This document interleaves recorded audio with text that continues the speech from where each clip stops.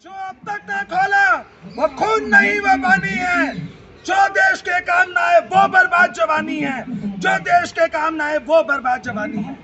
आज मैं हितेश शर्मा, एक international model, movie actor, black belt in karate and theatre director, आपके सामने वीरता के उस शूरवीर श्री चंद्रशेखर आजाद जी के बलिदान दिवस पर एक नाट्य रूपांतरण लेकर, जिसमें मैं एकल अभिनय करूंगा, जिसमें चंद्रशेखर आजाद जी की जगह मैं शब्द का, और जब भी कोई कैरेक्टर आएगा पहले उसका नाम और फिर मैं डायलॉग बोलूंगा। तो मैं समझता हूं कि आप सब बहुत अच्छे से समझ चुके हैं। वैसे ये दुनिया में किसी के लिए पॉसिबल नहीं है कि वो चंद्रशेखर आजाद जी का किरदार निभा पाए।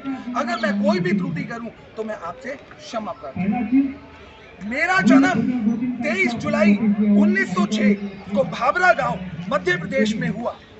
मेरे पिताजी का नाम सीताराम तिवारी और मेरी माँ का नाम जगरानी देवी था। बचपन मेरा आदिवासियों में गुजरा, जहाँ पर मैं निशानेबाजी किया करता था और मैं बहुत ही जिद्दी था और बचपन से अपने देश को आजाद करने का प्रण मेरे मन में क्रांति की संचार करता रहता था। मैं एक बार की बात बताता हूँ। जब मैं मात्र 13 वर्ष का था तो मेरे पिताजी ने मेरे को सजा दी क्योंकि मैंने एक जगह से एक आम चुराया। और जब मैंने वो आम चुराया तो उन्होंने बोला कि तूने ये आम क्यों चुराया। मैंने गुस्सा होकर घर छोड़ दिया और उसके बाद मैं मुंबई गया और मुंबई से मैं काशी की तरफ गया। और काशी में जाने के बाद अब मैं जब एक चीज में बचपन से विश्वास करता था कि सर्वधर्म सम्मान, सारे धर्म एक समान है, स्वतंत्रता और भाईचारा जिसका प्रतीक है। 13 अप्रैल 1919 को जब वो विभत्स कांड हुआ जलियांवाला बाग का, तो मेरा रोम रोम गुस्से से बुरी तरह से जल उठा। और जब मुझे पता लगा कि गांधी जी ने असहयोग आंदोलन किया है तो मैं भी और युवकों की तरह पृथ्वी पर आ गया, सड़कों पर आ गया।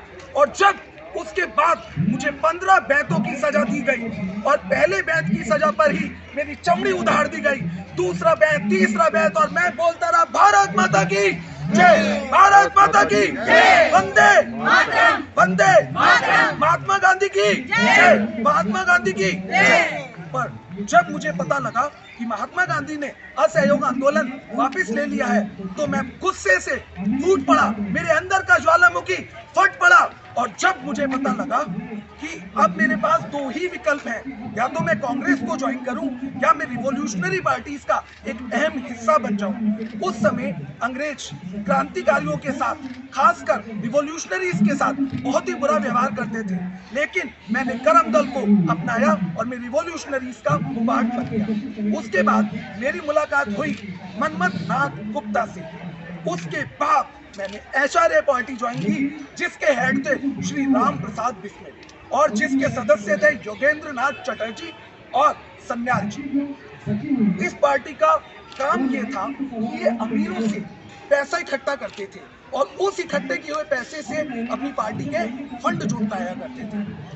एक 1925 को इनका पर्चा निकला जिसका नाम था द रिवॉल्यूशनरी। इस पार्टी का एक उद्देश्य था कि सभी औरतों का दिल से सम्मान किया जाए।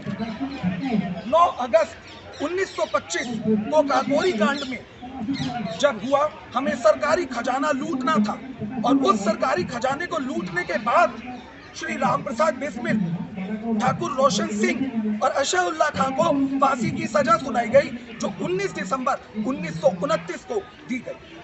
उसके बाद एचआरए पार्टी निष्क्रिय हो गई।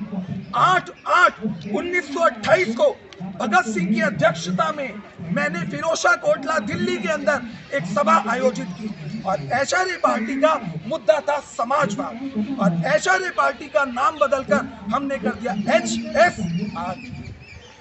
अब जब ये पार्टी डेवलप हुई, भगत सिंह इसके अंदर बहुत ही डेवलप हो रहे थे। उसके कुछ समय के बाद मुझे पता लगा कि साइमन गो बैक के नारे लगा रहे हैं लाला लाजपत राय, और लाला लाजपत राय को लाठी मार मार कर उन्होंने अंग्रेजी सरकार ने मार दिया। मुझे पता लगा इसके जिम्मेवार स्कॉट है। फिर स्कॉट और सैंडर्स दोनों पुलिस वाले अंग्रेजी सत्ता के जा रहे थे अपनी बाइक से। मैं जय गोपाल, राजगुरु, सुखदेव और भगत सिंह ने यह प्रण किया कि इनको हम मारेंगे, और हमने सैंडर्स नाम के पुलिस वाले की गोली चलाकर हत्या कर दी। उसके बाद कुछ समय के लिए भगत सिंह को कलकत्ता रहना पड़ा, और जब कलकत्ता से भगत सिंह वापस आए, उन्होंने कहा कि अब हमें एक ऐसा धमाका करना है कि अंग्रेजी सरकार हिल जाए, क्योंकि बहरों को सुनाने के लिए धमाके की जरूरत होती है। फिर बटुकेश्वर दत्त और भगत सिंह ने 8 अप्रैल 1929 को असेंबली में बम फोड़ा, जो कि वो ट्रेड बिल और पब्लिक सेफ्टी बिल के अगेंस्ट थे, उसको मानने के लिए तैयार नहीं थे। उसके बाद उन्हें सजा दी गई, और जब मुझे पता लगा कि इतनी क्रूरता के साथ उन्हें फांसी की सजा दे दी गई है, मैं रहम की भीख मांगने के लिए महात्मा गांधी पर जाना चाहता था, जिसके लिए मैंने भगवती प्रसाद की वाइफ दुर्गा भाभी को भेजा, लेकिन महात्मा गांधी ने लॉर्ड इरविन से कोई अपील नहीं करी। उसके बाद मैं आनंदवन में नेहरू जी के पास गया अपील करने, और वहां पर बड़ी गर्मा गर्मी हुई, जैसे अभी राजीव जौहली जी ने बताया। उसके बाद मेरे ही साथी वीरभद्र ने मुखबरी कर दी इस अंग्रेजी सरकार के साथ, और अंग्रेजी सरकार से मुखबरी करने के बाद उनका एएसपी नाट बाबर ने 300 पुलिस वालों के साथ मुझे एल्फ्रेड पार्क में घेर लिया। चारों तरफ से गोलाबारी होने लगी, लेकिन मैं कहाँ हार मारने वाला था। मैंने 3 पुलिस वालों को ठिकाने लगा दिया, और जब मुझे पता लगा कि मेरे पास मात्र एक ही गोली बची है, तो मैंने उसे कनपट्टी पर लगाकर अपने आप को खत्म कर दिया, और मैंने यह साबित कर दिया कि मैं आजाद था, आजाद हूं और आजाद ही रहूंगा।